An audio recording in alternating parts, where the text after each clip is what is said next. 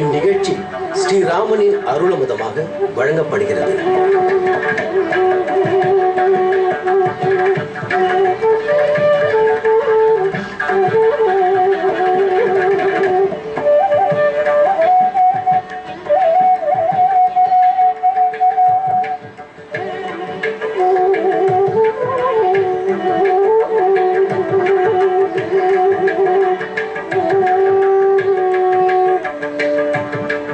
श्रीनिधिं निधिम अपारम अर्थिनाम अर्थितार्थ परिदान दीक्षितम सर्वभूत सुहृदम दयानिधिम देवराजम अधिराजम आश्रये.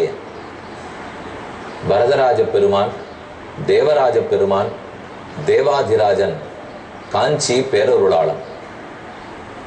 அவ்வெம்பெருமானை பெருந்தேவி தாயாரோட சேர்ந்து சேவித்தால் அவன் கல்யாண வரதராஜன் என்பதை நன்கு தெரிந்து கொள்ளலாம். கல்யாண கோலத்தில் வரதராஜ பெருமான் குடவாசலிலிருந்து 5 கிலோமீட்டர் தொலைவில் உள்ள பருத்தியூர், அங்கிருக்கும் கோதண்டராமர் ஆலயத்தில் பிரதான மூர்த்தியாக எழுந்தருளியிருக்கிறார். 3 அடி உயரத்தில் கேட்பவர்கள் கேட்கும் வரத்தை எல்லாம் கொடுக்கும் திருக்கோலத்தில் பெருமானுடைய காட்சி. இவர் அர்த்திதார்த்த பரிதான தீட்சிதன், வேண்டியவர்கள் வேண்டும் வரத்தையெல்லாம் கொடுப்பவன். வரத்தை கொடுக்கிறபடியாலேயே வரம் ததாதி இதி வரதராஜா என்று சொல்லுகிறார்கள். வரதா வரந்ததாதி இதி வரதா, கொடுப்பவர்களுக்குள்ளான் தலைவன், கொடுக்கும் வள்ளல்களுக்கெல்லாம் அரசன் வரதராஜன். அவ்வெம்பெருமானை ஸ்ரீதேவி பூதேவி நாச்சியாரோட சேர்ந்து சேவித்துக் கொள்ளுகிறோம்.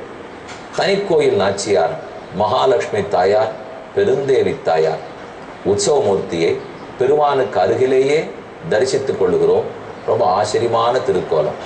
பெருந்தேவி தாயாரும் வரதராஜ பெருமானுமாக எத்தனையோ பக்தர்களுக்கு அருள் பாலிக்கிறார்கள். ஒரு இடத்தில் கூறத்தாழ்வான் தம் வரதராஜஸ்தவத்தில் கூறுகிறார், எம் பரோக்ஷம் உபதேசதஸ்திரயி நேதி நேதி பரபர்யுதாசதா. வேதங்கள் எல்லாம் கண்ணுக்கு அப்பாற்பட்டவன் வரதராஜன் என்று கூறுகின்றன. ஆனால் நீயோ நம் கண்களால் காணத்தக்க வகையில் இதோ எழுந்துள்ள இருக்கிறாயே. வேழமலை, ஹஸ்திகிரி என்று கொண்டாடப்படும் காஞ்சி, அத்திகிரி, அதன் மேலும் பெருமாள் எழுந்துள்ளி உள்ளார். இதோ பருத்தியூரில் அதே வரதராஜன் கல்யாண வரதராஜ பெருமானாக மகாலட்சுமியோட சேர்ந்து ஸ்ரீதேவி பூதேவி நாச்சியாரோட அற்புதமாக நமக்கு சேவை சாதிக்கிறார். இந்த வரதன் கொடுக்க கொடுக்கத்தான் ராமன் சிறந்த கொடையாளி ஆனான் போலும். இனி ஓர் நாள் காத்திருந்து ராமனை தரிசிப்போம். இப்போது அயோத்தியா காண்டத்தை அடைவோம். 80வது சர்க்கம். பரதன் மந்திரிகள் எல்லாம் வேண்டியதை மறுத்து விட்டான். நாம் அனைவரும் காட்டுக்கு புறப்படுவோம். காடு மார்க்கத்தை சரி செய்யக்கூடியவர்கள் தயாராகட்டும். தச்சர்கள், வனத்தை பற்றி காட்டை பற்றின நுட்பம் அறிந்தவர்கள், வண்டி ஓட்ட தெரிந்தவர்கள், வண்டி கட்ட தெரிந்தவர்கள், பால வேலை தெரிந்தவர்கள், பாட்டாளிகள், அதே போல சிறந்த நர்த்தன கலைஞர்கள், குடம் செய்யக்கூடியவர்கள் எல்லாரும் புறப்படட்டும். ராஜ மார்க்கம் தயாராகட்டும். எங்கெங்கெல்லாம் மரத்தை எடுக்க வேணுமோ, பாலம் கட்ட வேண்டுமோ, தண்ணீர் இட வேண்டுமோ, தண்ணீரை விலக்க வேண்டுமோ எல்லாம் தயாராகட்டும் என்று இந்த சர்க்கத்தில் மார்க்கத்தை சோதித்து சப்பனிடுவதை பரதன் ஆணையிடுகிறான். அத பூமி பிரதேசஜ்ஞாக சூத்திர கர்ம விசாரதாக. காட்டு மார்க்கம், பூமி மார்க்கம், மலை மார்க்கம் இதெல்லாம் நன்கு தெரிந்தவர்கள் தயாராகட்டும். ஸ்வகர்மாபிரதா சூராக கனகாக யந்திரகாஸ்ததா கர்மாந்திகா ஸ்தபதயா. ஸ்தபதிகள் வரட்டும், தச்சர்கள் வரட்டும், யந்திர கோவிதாக எப்படி எந்திரங்களை உபயோகப்படுத்த வேணும் தெரிந்தவர்கள் வரட்டும். ததா வர்த்தகயச்சைவ மார்க்கினோ விருட்ச தக்ஷகாக. உளி எடுத்து செதுக்கக்கூடியவர்கள், ரம்பத்தை எடுத்து அறுக்கக்கூடியவர்கள், கோடரியால் பிளக்கக்கூடியவர்கள் அவர்களும் வரட்டும். சூபகாராக சுதாகாராக வம்சச்சர்ம கிருதஸ்ததா சமர்த்தாயே ச திருஷ்டாரா புரதச்ச பிரதஸ்திரே ஜனாஸ்தே சக்ரிரே மார்க்கம் சிந்தந்தோ விவிதான் துருமான். பரதன் ஆணையிட காத்திருந்தா போலே அனைத்து வேலையாட்களும் வேகமாக தொடங்கினார்கள். போகும் வழியில் மரத்தை வெட்ட வேண்டிய இடத்துல வெட்டணும், வைக்க வேண்டிய இடத்துல வைக்கணும், பாலம் கட்ட வேண்டிய இடத்துல கட்ட வேண்டும், விலக்க வேண்டிய இடத்தில் விலக்க வேண்டும். எங்கெல்லாம் பெரும் பள்ளத்தாக்குகள் உள்ளனவோ அங்கெல்லாம் கல்லையும் மண்ணையும் கொண்டு நிரப்ப வேண்டும். இப்படி மார்க்கத்தை சரிப்படுத்தினார்கள். விதமந்தி ஸ்ம துர்காணி ஸ்தலானி ச ததஸ்ததः அபரே அபூரயன் கூபான் பாம்சுபிஷ்வப்ரயதாம் நிர்ஜலேஷு ச தேசேஷு கானயாமாசு ருத்தமான் உதபானான் பகுவிதான் வேதிகா பரிமண்டிதான் யோ நிவேஷஸ்வபிப்ரேதः பரதஸ்ய மகாத்மனः பூயஸ்தம் சோபயாமாசு பூஷாபிகி பூஷணோபமம். போகும் வழியெல்லாம் ஆங்காங்கு கொட்டகைகள் இடப்பட்டன. எங்கெங்க தோரணம் கட்டப்பட வேண்டுமோ உள்ளே இருக்கும் நகரத்தவர்கள்லாம் ராஜாவை வரவேற்கதற்கு தயாரானார்கள். நக்ஷத்ரேஷு பிரசஸ்தேஷு முகூர்த்தேஷு ச தத்பிதः. பரதன் புறப்படுவதற்கு வேண்டிய நல்ல நாள். அவன் ஜாதகப்படியும் நட்சத்திரத்தின்படியும் இந்த ராஜகுமாரனுக்கு இந்த நட்சத்திரம் பொருந்தி இருக்கிறதா, எடுக்கும் செயல் ஈடேறுமா என்று பார்த்து நாள் நட்சத்திரத்தை குறித்தார்கள். மேலே ததா தத்ரேந்திர நீல பிரதிமாக பிரதீலீவர சோபிதாக ஜான்ஹவீந்து சமாசாத்திய விவித துருமகானனாம் சீதலாம் அபலபானியாம் மகாமீன சமாகுலாம். இங்கிருந்து புறப்பட்டு எந்த மார்க்கத்தில் போக வேண்டும் அதற்குண்டான வரைபடம் தயாராயிற்று. யோசித்து பார்ப்போம். எதுவரை போவதற்கு இவர்களுக்கு தெரியும்? சுமந்திரன் சென்று விட்டு வந்தவரை போவதற்கு தெரியும். அது வரைக்கும் தான் இவர்கள் பார்த்திருக்கிறார்கள். அதனால மக்கள்லாம் சேர்ந்து மந்திரிகளிடத்தில் விண்ணப்பம் பண்ணி பரதனும் ஆணையிட்டு படம் தயார் பண்ணிட்டார்கள். இங்கிருந்து புறப்பட்டு 4 சின்ன சின்ன நதிகளை கடக்க வேண்டும். மக்களை ராமன் ஏமாற்றிய இடம், அவர்களை திசை திருப்பி வடக்க ஓட்டுகிறா போலே ஓட்டி மறுபடியும் தெற்க ஓட்டி வந்தானே அந்த இடத்தை தாண்ட வேண்டும். கங்கை கரை வரைக்கும் கொண்டு போய் சுமந்திரன் விட்டிருக்கிறான். அப்புறம்தானே குஹன் அவனை அழைத்து போனான். அந்த கங்கை கரை வரைக்கும் நமக்கு வழி தெரியும். அது வரைக்கும் படத்தை வரைவோம்.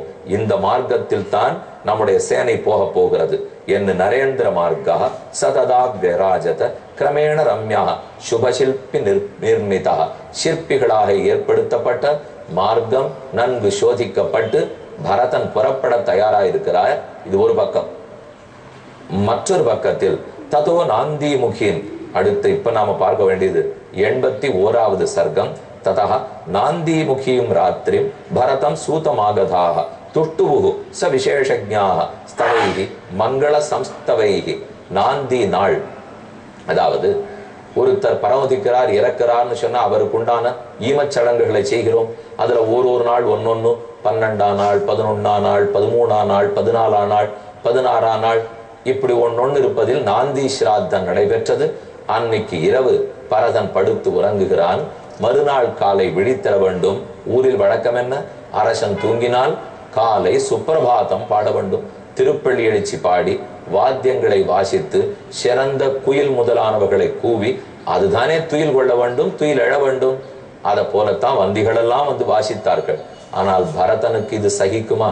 நாம் அரசனே அல்லனே, அப்படி என்னால் இவற்றை ஏற்றுக்கொள்ள இதெல்லாம் தசரதனுக்கு தகும், ராஜாராமனுக்கு தகும், நமக்கு தகுமா? சுவர்ண கோணாபிகித பிராணதத்யாம் அகுந்துவிகி தத்மு சங்காம்ச சதசா வாத்தியாஞ்ச உச்சாவச்சஸ்வரானு. வாத்திய கோஷம் கேட்டது, தூணி கோஷம் கேட்டது. எப்படி குச்சி வைத்துக் கொண்டு பேரி வாத்தியம் தாடனம் பண்ணி வாசிப்பார்களோ இல்லையோ அந்த வாத்திய கோஷம் எல்லாம் கேட்டது. இதெல்லாம் அவனுக்கு காதுக்கு ஏற்கவே இல்லை. இது நல்ல வாத்தியமாக இருந்து நமக்கும் நேரம் நன்னாக இருந்து உள்ளம் குளிர்ந்திருந்தால் அனுபவிப்போம். ஆனா நம்ம வேண்டியவர்களை பிரிந்திருந்தாலோ வேண்டாதது வந்து அடைந்திருந்தாலோ இந்த நல்லதே நமக்கு பிடிக்காதே. பால் இனிக்கும், ஆனால் வேண்டியவர்களுக்கு பிடிக்கவில்லை என்னால் பாலே கசந்து போகும். நிலவு குளிர்ச்சியாகத்தான் இருக்கும், ஆனால் நாயகனுக்கு நாயகி கூட இல்லை என்றாலோ நாயகி நாயகனை பிரிந்திருந்தாலோ நிலவு குளிராது, அது சுடும். அதே நிலதானே பரதனுக்கும். ததா பிரபுத்தோ பரதா தம் கோஷம் சன்னிவர்த்திய நாஹம் ராஜேதி சோக்வாதம் சத்ருக்னம் இதம் அப்ரவீத். எழும்போதே சோகத்தோடே பரதன் எழுந்தான். சத்ருக்னா, இதை நிறுத்த சொல், இது என் காதுகளில் நல்ல ஒலியாக ஒலிக்கவில்லை, நான் அரசனே அல்லன். அப்படி இருக்கும்போது ஏன் வாசிக்கிறார்கள்? இதை வாசிப்பது என் வெந்த பொண்ணில் வேல் பாய்ச்சுமா போலே நெஞ்சில் ஈட்டியை பாய்ச்சுகிறது. பஷ்ய சத்ருக்ன கைகேய்யா லோகஸ்யாபகிருத மகது விசிருஜ்யமை துக்கானி ராஜா தசரதோ கதா. ஒரு கைகேயிக்கு என்னை பெற்றுவிட்டு அவள் பாவத்தை எல்லாம் என்னை சுமக்க செய்து அரசன் மாண்டே போனான். அவன் வீர சொர்க்கம் அடைந்தான். ராமனோ என் தந்தை சொல்லே முக்கியம் என்று புறப்பட்டான். அனைத்து தலை வேதனைகளையும் நான் தான் தாங்கிக் கொண்டிருக்கிறேன். ததா தஸ்மின் விலபதி வசிஷ்டோ ராஜதர்மவித் சபாம் இக்ஷ்வாகுநாதஸ்ய பிரவிவேஷ மகாயசாக. இப்படி பரதன் அழுவதை பார்த்த அரசகுல பெண்டிரெல்லாம் அந்தப்புறத்தில் இருந்தாரெல்லாம் புலம்பினார்கள், தவித்தார்கள். நம் பிள்ளை பரதன் எவ்வளவு சுகுமாரன், அவனை நேற்று வரை குழந்தையாகத்தானே தயரதன் வளர்த்தான், அப்படி இருக்கிறச்சே இன்னைக்கு இவ்வளவு துடிக்கிறானே. தாங்காமல் தாய்மார்கள் எல்லாம் கதறினார்கள். வசிஷ்டாச்சாரியர் தான் எடுத்த செயலிலேயே உறுதியோடு இருந்தவர். ராஜசபைக்குள் பகல் 9 மணிக்கு நுழைகிறார். அவருக்கென்று தங்க சிம்மாசனம் போடப்பட்டிருக்கிறது. சிங்காதனத்தில் வந்து அமருகிறார். ச காஞ்சனமயம் பீடம், காஞ்சன அதாவது தங்கமயமான ஆசனத்தில் அமர்ந்தார். பிராமணான், க்ஷத்ரியான், யோதான், அமாத்யான், கணவல்லபான் க்ஷிப்ரமானயதா வியக்ராக கிருத்தியம் ஆத்தியந்திகம் கி நரக. இப்போதே பிராமணர்கள், க்ஷத்ரியர்கள், வைசியர்கள், இந்த வியாபாரிகள், அவர்கள் இவர்கள் மக்கள் பிரதிநிதிகள் மொத்த பேரு முக்கியமானவர்கள் இங்கு வரட்டும். நீங்கள் போய் அவர்களை அழைத்துக் கொண்டு வாருங்கள். சுமந்திரன் முதலான மந்திரிகள் எல்லாம் வந்து சேரட்டும். சராஜபுத்திரம் சத்ருக்னம் பரதஞ்ச யசஸ்வினம் யுதாஜிதம் சுமந்திரஞ்ச ஏச்ச தத்ர ஹிதா ஜனாக. யுதாஜித் என்கிற மந்திரி, சுமந்திரன் என்னும் மந்திரி இங்கு வரட்டும். பரதன் தன் தம்பி சத்ருக்னோட இப்ப இங்க வந்து சேரட்டும். அவர்களிடத்தில் முக்கியமான செய்தி சொல்ல வேண்டி இருக்கிறது. ஹ்ரத இவ திமிநாக சம்ருதா ஸ்மித ஸ்மிதஜலோ மணிசங்கர சக்கரஹ தசரத சுதசோபிதா சபா தசரதேவ பபூவ சாபுரா. தசரதனுடைய மகனார் அதாவது பரதனும் சத்ருக்னனும் வருகிறார்கள். அவன் வந்து தன்னிடத்தில் அமர்ந்தவுடன் பழைய தசரத மன்னவனே ராஜசபையில் அமர்ந்தானோ என்கிறா போலே பரதன் வீற்றிருந்தான். ஆனால் அரசு பட்டம் கட்டி கொண்டல்ல, தான் எப்போது ராமனை அரசனாக்கலாம்ங்கிற ஆசையோடு எழுந்துள்ள இருந்தான். அதிலிருந்து அடுத்தது 82வது சர்க்கத்தை அடைகிறோம். தாம் ஆர்யகண சம்பூர்ணாம் பரத பிரகிரகாம் சபாம் ததர்ஷ புத்தி சம்பன்னா பூர்ணச்சந்திராம் நிஷாமிவ. அப்போது இருட்டறையில் எப்படி சந்திரன் இருந்தால் பிரகாசிக்குமோ நன்கு பரதன் பிரகாசித்தான். ராமனை அடைய போகிறோம், வேண்ட போகிறோம், திரும்ப வருவார், நாட்டை ஆழ்வார், நமக்கு முதல் தலையிலேற்ற பாரத்தை கழித்து விடலாம் என்று பரதன் காத்திருக்க வசிஷ்டாச்சாரியர் மறுபடியும் உபதேசத்தை தொடங்குகிறார். ஏற்கனவே பேசி பரதன் மறுத்து இதோ நாட்டை துறந்து காட்டுக்கு போக போறோங்கிற முடிவாயிடுச்சு. ஏற்பாடுகளும் நடந்து விட்டன. ஆனா திரும்ப வசிஷ்டர் குறிப்பாக்குறார். தாத ராஜா தசரதா சொர்கதோ தர்மம் ஆச்சரன் தனதான்யவதீம் ஸ்பீதாம் பிரதாய பிருத்திவீம் தவ ராமஸ்ததா சத்யவிருத்தி சதாம் தர்மம் அனுஸ்மரன் நாஜஹாத் பிதுராதேசம் சசி ஜோத்ஸ்னாமி போதிதா. உன் தந்தை தான் எடுத்த செயலை முடிப்பதற்காக உயிரையே நீத்து சொர்க்கமடைந்து விட்டார். உனக்கு யாரும் எதிர்த்து பேச முடியாத இவ்வளவு பெரிய பிருத்திவி பூமியை உனக்காக கொடுத்து போயிருக்கிறாய். பரதா, நீதான் மக்களை காக்க வேண்டும். பட்டம் கட்டிக்கொள். தச்ருத்வா உதீச்சாச்ச பிரதீச்சாச்ச தாட்சிணாத்யாச்ச கேவலாக கோட்யாபராந்தா சாமுத்ராக ரத்யான் உபஹரந்துதே.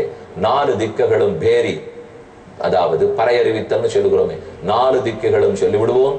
பரதன் பட்டி கட்டுக் கொள்ளுவார். எல்லா சிற்றரசர் குறுகின மன்னர்கள் வந்து உனக்கு கோட்டி கோட்டியாக கப்பம் செலுத்தட்டும், நன்கு ராஜ்யத்தை காப்பாற்றுவார் என்று பேசி முடித்தார் வசிஷ்டர். அப்போது கண்ணும் கண்ணீருமாக பரதன் பேசுகிறான். ச பாஷ்ப கலையா வாச்சோ கலஹம்சஸ்வரோ யுவா விலலாப சபா மத்தியே ஜகர்கேச்ச புரோஹிதம். சபையின் நடுவிலே கீழே விழுந்தான், அழுது அரற்றுகிறான். தன்னுடைய புரோகிதரான வசிஷ்டரே குறை கூறினான். வசிஷ்டரே, இப்படி நீர் திருடுவீர் என்று நான் எதிர்பார்க்கவில்லை.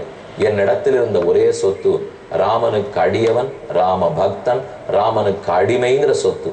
அந்த சொத்தை நீர் பறிக்க பார்க்கிறீர். நான் உமக்கு என்ன கொடுமை செய்தேன்? எனக்கு புதிய சொத்து வேண்டாம், இருக்கும் சொத்தை திருடாமல் இரும். என்னை இப்படி நீர் பேசக்கூடாது. என்ன விலலாப சபா மத்தியே பரதனுக்கு இருக்கிற வீரத்துக்கும் விவேகத்துக்கும் அழக்கூடியவன் அல்லன். அதுவும் இவ்வளவு பெரிய மந்திரிகள் நிறைந்திருக்கும் சபையில் ஆழ்வான். அழுதான். என ராமனுக்கு நான் அடிமையல்லேன்னு சொல்லிவிட்டால் அதோடு ஒப்பிட்டு பார்க்கும் போது எந்த துக்கமும் ஒரு துக்கம் அல்ல. அது அறிந்த பரதன் அழுகிறான். அழுது ஏதோ பேச போகிறான். ஆச்சரியமான செய்தி கேட்போம். இந்நிகழ்ச்சி